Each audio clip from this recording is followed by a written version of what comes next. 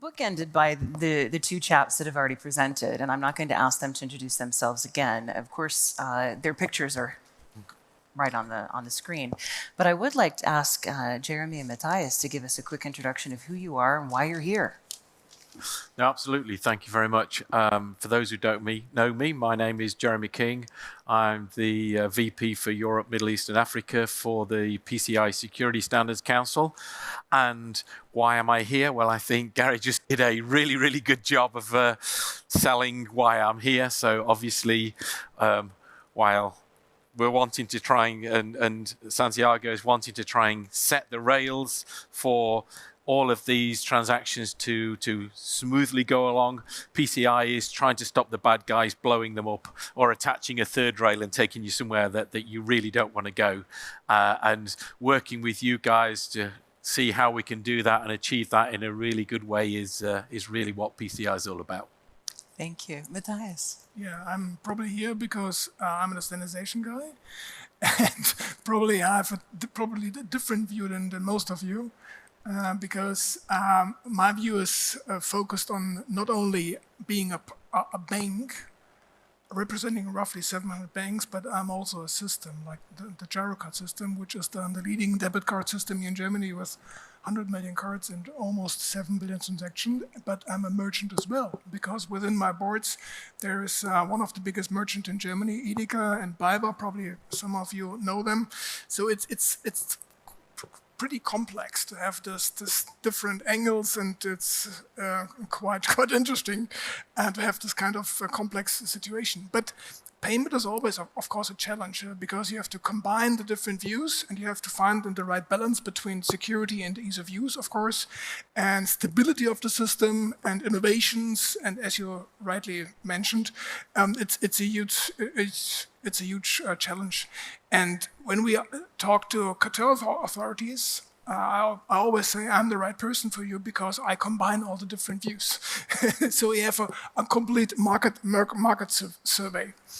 And coming to this great presentation of Santiago, some remarks on you. It's the Girocard system who is accepting Nexo. So we are very keen on accepting and promoting Nexo because we have this different view and we know that we like to have a very cost-efficient, very, very stable system. And that's why we are keen to support this standard and to bring it to our merchants and to bring it to the whole value chain. So you're wearing multiple hats in this sense, but we have some practitioners that are on this stage. And I want to remind you, as you can see behind, there is the Slido QR code. If you have questions that are not answered or that pop up based on the previous presentations or the pending discussion, please do submit them. We will get to them. I have a few questions, but I'm counting that you may have some more insightful and interesting and relevant questions. But I do want to pull it back to this notion of having a rail, and a single rail with multiple flavors on top of it, multiple iterations of a train, however you choose to design it. And contrast that with, Gary, your map of multiple different systems and domestic payment systems and, 30 outside of the EVM co. What about this? Let's kick this off. There's a lack of cohesive standardization in the market in respects to standards, especially since there are more than just, and I'll say it quietly, Visa and MasterCard in the market. How does this actually affect the functionality, and where do we see the evolution needing to lead us? And I'll open the floor to all of you. I'm sure you all have perspectives on this. But Gary, maybe you kick us off and we'll go down the road. I'll kick off on that. So so as I was saying, that there are multiple payment schemes, payment networks around the world, and they all have their individual product and they have their brands, and they can make different offers to the consumers, and they can choose which cards they want to use. And in the contact world, we do all of that. We have all of these brands, and they all work through a single standard, through configuration, so that they can offer the different products. Because a lot of the products and services are based on what's sitting behind the card and what's sitting behind the brand. But in the contactless world, we went a bit mad and we thought we'd compete and and we created this monster, and it's where we're at today. And we just creating a whole pile of cost and confusion. And we've got to get away from that. We've got to look at, we've gone down a bad path. We've gone a bit mad. Let's correct it. And we carried out a study. We spoke to countless payment organizations around the world when we were looking at this. And they all said, oh, please get us onto one standard. We're so fed up. We want to innovate, but we can't because we're spending all our time in compliance. Let's go down the line, but I do want to actually, there is that point about rationalization of systems and rationalization of operational costs. And you can make a market. Should standards actually be a market maker is the ultimate question. But Jeremy, give us your perspective. I was going to say from PCI's perspective, yes, we are owned by the major brands, but we also we work very closely with some of those regional names that you put up. And one of the things over the years of doing this that I've seen is that different areas have subtly different standards. And if the PCI standard and that other standard can build on top of each other, that's good. Because what developers and merchants, they don't want clashes. They don't want to know which, have I got to go this way, but if I go this way, it won't work with them. And one of the things we've worked with some of the others, and we've worked very closely with some of the big individual schemes, is to be able to align them. So yeah, they can have some additional requirements that are specific for their market, but if the majority of what they're doing aligns with us, then that's great, because the developers, the hardware or software developers know, yes, from the global standard, we can do this. And then if we want to go into France, all I've got to do is that. If I want to go into Brazil, all I've got to do these bits. And that working together to make standards support each other in a positive way makes it reduces some of the development time, some of the development costs. It brings and makes the whole thing work together.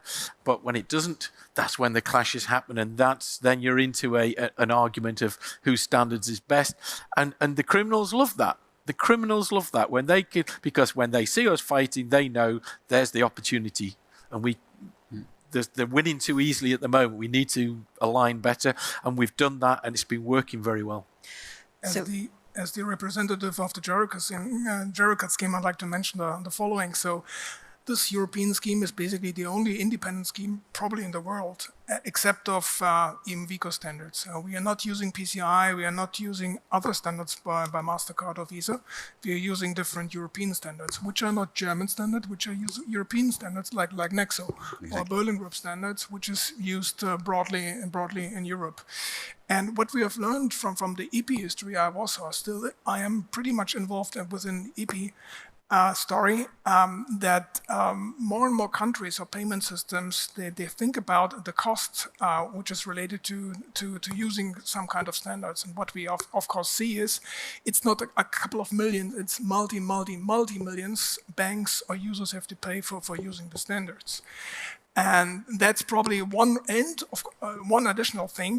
Those standards sometimes not cater the needs of the European market, because the European market is different from Australia, South America, etc., etc.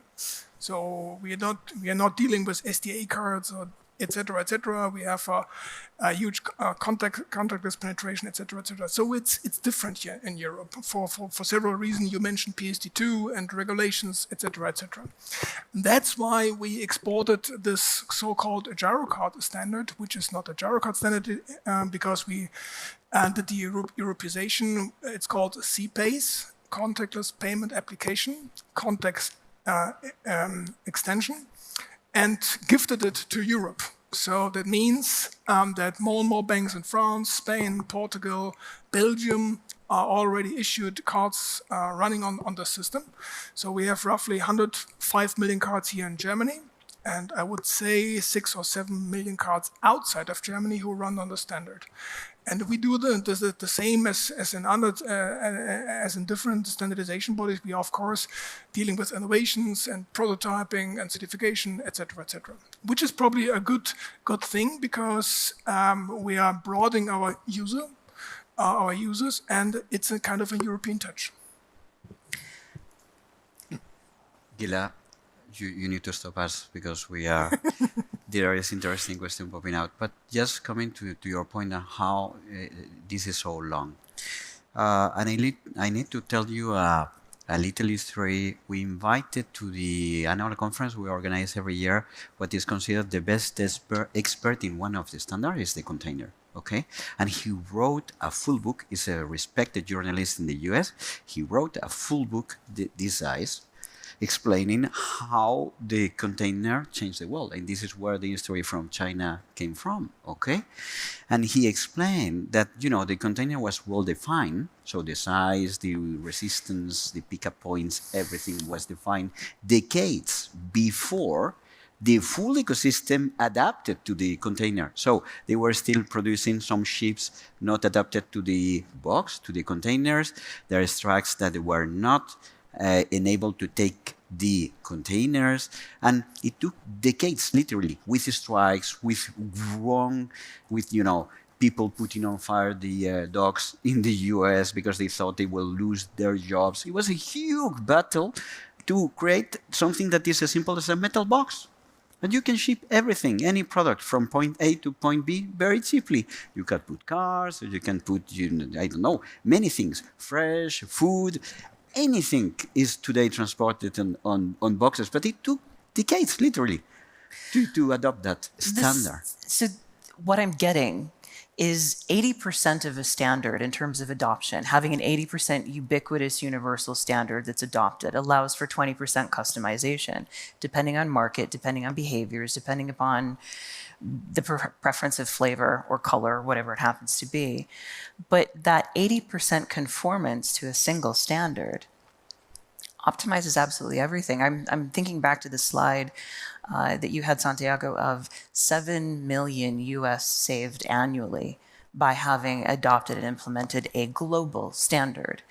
I don't understand the resistance to this because we have the same problem in open banking in terms of identifying a single API standard rather than specifications. And that standardization means that the barrier to entry is lowered, which allows for more innovative approaches to be tested and ratified and certainly actually put into production.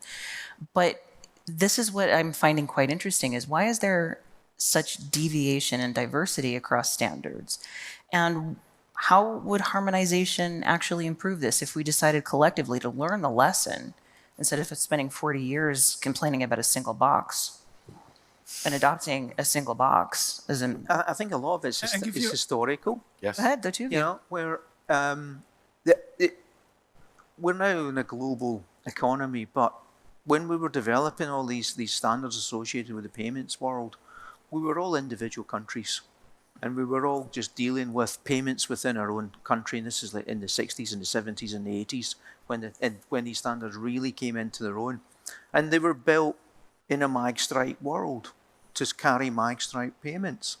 And payments has evolved, but the standards which we used are now, they've reached a limit where they are creaking at the seams. And they're all different and they don't interact with each other. And so we've got to move to more modern standards to provide that.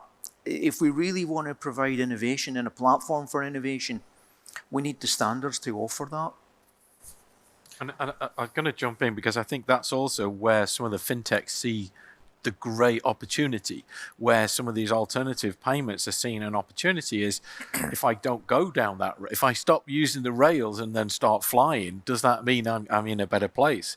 And it's like, you are, but then from our perspective, it's like, okay, you're flying, but are you now just flying to the criminals? So it's from PCI's perspective, we're really great supporters of innovation, but for the fintechs, we would much rather, hey guys, think about security from the start. Don't think about it at the end when you go, oh, wow, I've got to do PCI DSS. No, think about it from the start. Make your plane so the wings are right and the engines are going to stay on and we're all happy using it, because that's the issue. Gary was absolutely right. Historical sort of individual countries developing their systems in a different way that did not interact and still don't interact cross-border. I mean, cross-border payments in Europe is still not simple. And I know Santiago is going to tell you exactly how he's trying to make it simple, but they're the challenges, and it's that's what we're seeing with new payments, is trying to get around those old barriers to try and make it easier. Because today's generation, I've seen plenty of presentations where the guy just gets his mobile phone, he just wants to click, I want that now. I want to give you two examples from the cards industry and from the payments industry. The one from the cards industry is about adoption of innovations. So, of course, as a gyro card scheme, we often give some new guidance to the market, and it depends on what kind of innovations or what kind of guidance it is. It's a regulatory one. The adoption is rather slow. And of course, we're dealing sometimes with some kind of waivers, to the dismays of Deutsche Bundesbank, of course. But when it came to contactless payments, the adoption rate was quite high because there was a value in it. Because the merchants, they said, I like to have it. Please, dear PSP Netzbetreiber, please go ahead. And so that's why, so this was a kind of success. That's the adoption rate. The other one is, of course, it's sometimes a question of sovereignty. Give an example, I was quite active in the Berlin Group at that time when the PSD come in play. And Berlin Group was, of course, targeting the problem of screen scraping. So we designed, as I was a payment guy, we designed an API for all the needs. And what we, of course, found out that it was not the German example. So we had banks from I think what was from Sweden who had, I would guess, hundreds of use cases who were absolutely mandatory because of regulatory issues. And that's why the API became so complex, because it was not only the 1, 2, 3, 4, 5 use cases we had in Germany, it were hundreds of use cases. And another example from this, I don't want to mention the country, but I was with a guy from a central bank from this specific country. It was not Germany. And I said, we like to introduce this Berlin Group standards. And he literally said to me, we don't like Berlin. We don't want to implement Berlin Group standards. No, we have to name it differently, and it will be different. Well, that's the reality sometimes in Europe. It's true. I mean, I sit on the Berlin Group Advisory Board at this point, right? But I also am deeply involved in the UK Open Banking API. And I do see a question about this. 1, it's the data payload. 2, it's the ability to ingest. And 3, it's a high-performing API. To get to the question, that's why wouldn't API simplify this instead of the payment messaging? There are also fields within the data payload that have to be satisfied, which is the exact same thing as the messaging. But here's the thing. Most of the messaging, at least in terms of bulk payments and corporate payments, don't go through APIs, and behaviorally, corporates are not interested in this, which means corporate banking and transactional services are not API first. They prefer an FTP in order to do the reconciliation rather than getting the API call for the transactional information. So there's behavioral issues, which, Matthias, you referenced already. It's how does the market behave? How do they adopt different approaches or different methodologies? Culture also seems to affect how standards are adopted, rolled out, and enforced. I think you were saying that we don't like Berlin, but it's corporate egos play an awful lot in this. It's like, we're not adopting your standard, we know better, we're going to do our own standard. And it doesn't help people in the industry trying to produce goods and services which run on these standards, because it complicates things and it makes things difficult. And everyone will tell you how great their standard is and how it's got this feature which the other one doesn't have. But at the end of the day, we're just trying to make payments and make, And so having these common standards, and I really fear that open banking is not looked and learned the lessons from card payments, and is making the same mistakes again. True story. I think this actually starts to speak to some of the other aspects of what's missing, or why standardization and harmonization of those standards matters. And that's for maximization of retailer revenue and their ability to accept irrespective of which market they're operating in. But it's also, it improves the service, but it also improves customer protections. And Jeremy, you mentioned the security component, that again, it is about having the secure framework. So what's missing from the current landscape that prevents either merchant adoption for specific standards and the orchestration of that, as well as the customer protections that are part of the security parameters in the first place? It's an open question, gentlemen. Yeah. There is that human nature of resistance to change. If this is good, why changing that? It has been like this for the last 15 years. We are merchant, it works, it's not perfect, but and this is this huge upfront, effort, and we are reluctant to do efforts. So if it works, don't touch it. Then when there is new payment trends that they are becoming into the picture, like the instant payments or the QR code payments or whatever the new alternative payment, and you need to integrate that, and it's a nightmare because you need to do that once in France, another in Germany, then the next in Norway.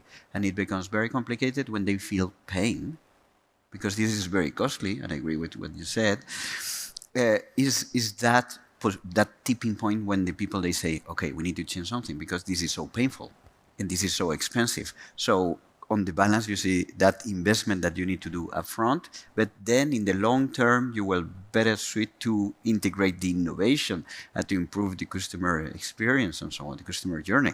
So I think is human. No CTO will be far to keep the solution. They are just praying for the solution to not be not broke while I'm here. But if they try to implement a new payment solution and it breaks, they will be far. So is the risk balance even on a personal and human notes? We are by default saying, okay, I don't want to change. That works. What's the reason to change? I must admit, I remember talking to a very large UK merchant, and he talked to me and he went, Jeremy, he said, we're really good at selling. We are experts at selling, and what we want to do is sell things. We're not experts at security. We don't want to do that. And I think when I look around and have walked around all of the booths of all the organizations, a lot of them are now providing that service. And I think one of the shifts I've seen is that merchants are now happy to be able to go to these organizations and go, we can provide security for you. We can provide all the different payment methods for you. You just buy that service from us. And the merchants are like, hell yes, because they just want to focus on selling.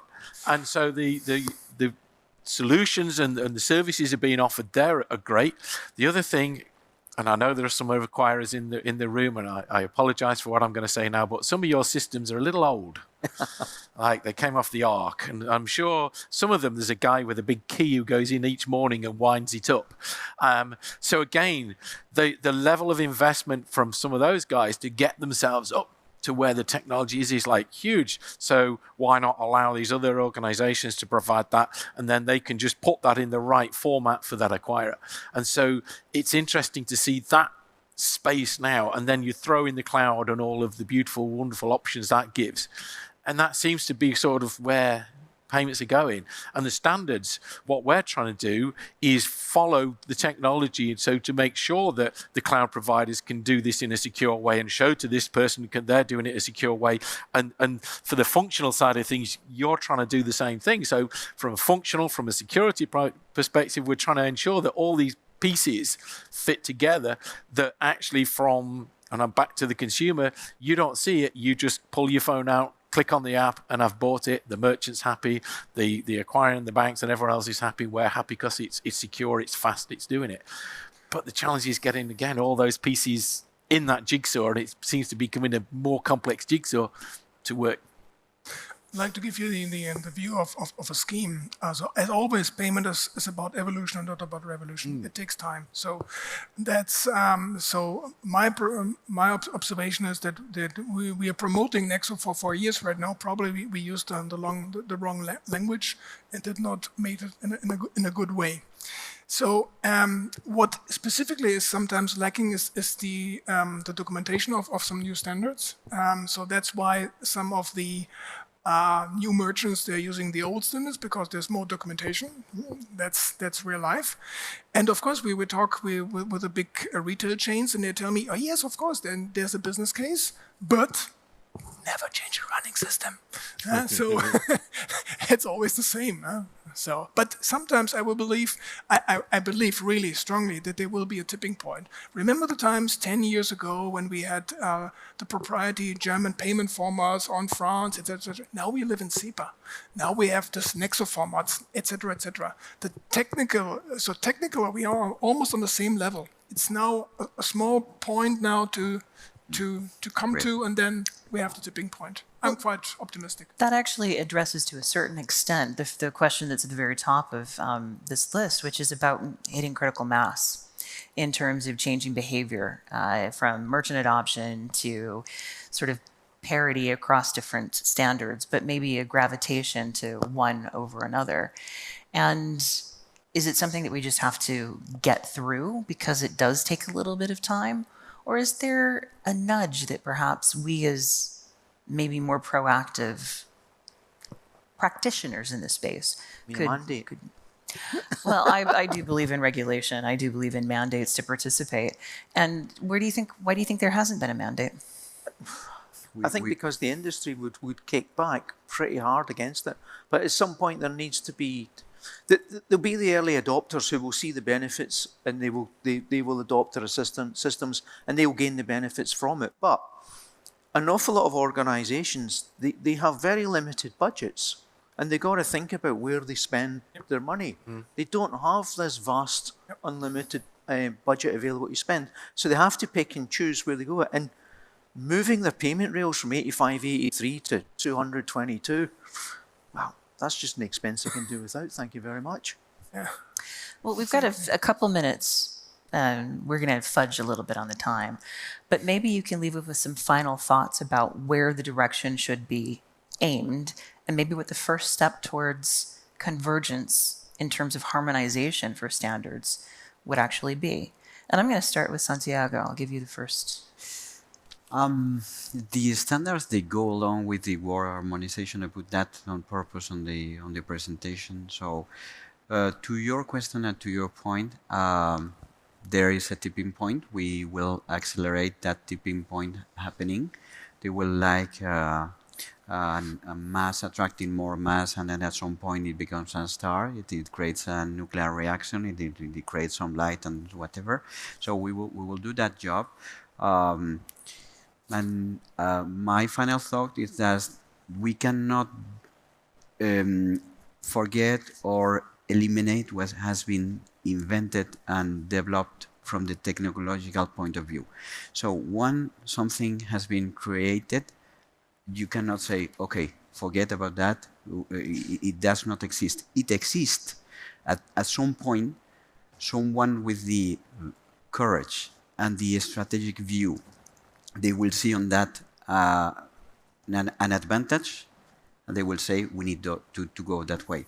And then if this visionary is someone that has the power or the brand, as for I mentioned JP Morgan Chase, the people, they say, okay, I don't even fully understand what is going on and why are the deep reasons to do so, but people that are competing with me and they are very smart, they are doing that, so I need to follow.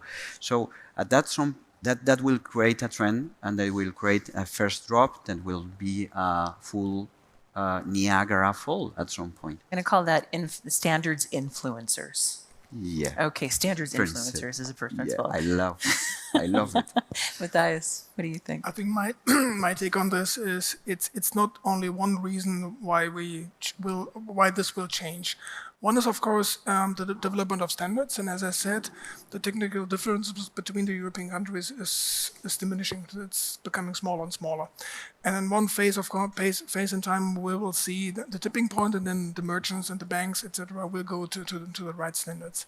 The other observation is, of course, that the regulation is driving this. So what we see is, of course, in Germany, or in European countries, we have 20 basis interchange, and in some countries even lower. So in Germany it's lower, in the Netherlands it's lower, etc., etc.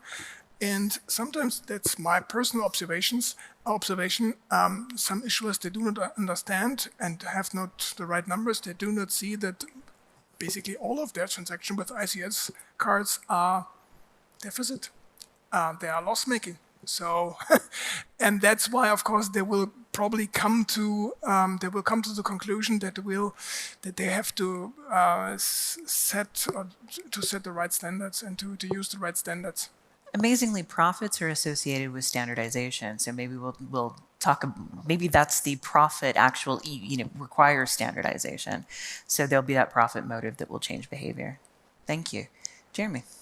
So the start of 2023 saw the biggest change in PCI since we were formed in 2006, and we actually changed how organizations can work with us. We created a new principal participating organization level because we wanted to get more involvement of outside organizations in the council.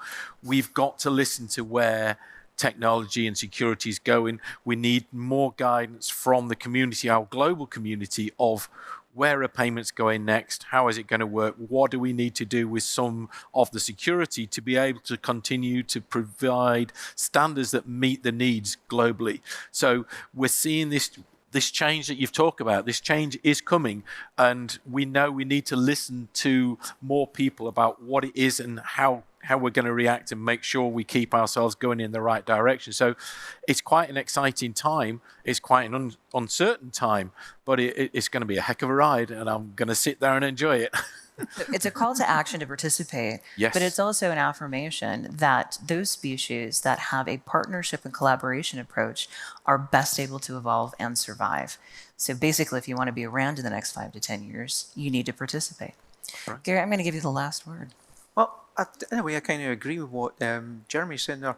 I think that if you be able to participate in the standards bodies and with influence the way things are going, it gives you a head start on where things are going.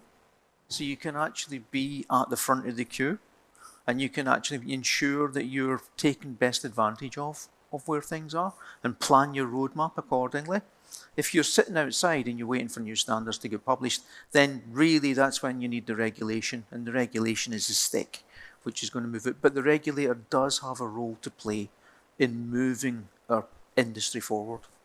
So participation is actually proactive, and it's an optimization for your budget. So again, participation equals profits. That's my summary. Appreciate that we haven't had a full hour to talk about all of the upcoming and current standard implementations that are going on, but I'm going to volunteer these gentlemen's time. If you'd like to talk to them about some of the questions, especially the specific Nexo questions, you can find them in the Marlena bar for the next half an hour. Seriously, I've made them commit to doing this. So anything for alcohol. Yeah, I'm not buying the drinks, but hey ho. But I also want to remind you that there is a networking opportunity later this afternoon or this evening. It starts at 7 o'clock. It'll be in the foyer as well as the Winter Garden. That's drinks before the awards ceremony, and that starts promptly at 8 here in this room.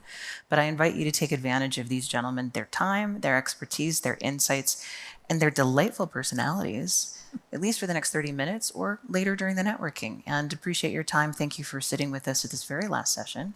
For the few of you who committed to this, bravo. You have got brownie points to the stars and back. Thank you for your time, and thank these gentlemen, Gary, Jeremy, Matthias, and Santiago, for their time this afternoon. Thank you.